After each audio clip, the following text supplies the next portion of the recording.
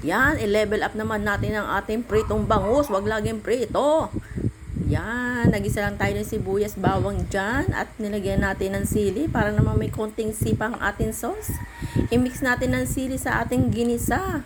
Sibuyas at bawang. Yan, nilagyan natin ng oyster sauce. Yan, tansya-tansya lang tayo guys. Bahala na kayo kung gaano nyo karaming ilagay. At naglagay din tayo ng pampalasa dyan at konting sugar para naman may manamis-namis at may maanghang-anghang, tamis-anghang ang magiging resulta niyan. Yan, i-mix nyo lang yan hanggang sa mag-combine silang lahat, magsama-sama ang kanilang mga lasa.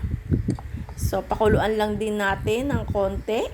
So, pag yan kumukulo na, isama na natin ang ating piniritong bangus. Yan, di na kayo dapat turuan kung paano iprito. Alam nyo na yan, parang hindi kayo mga nag-grade 1. O yan, ihalo-halo lang natin sa ating ginawang sauce. At pakuluan lang din natin ng konti.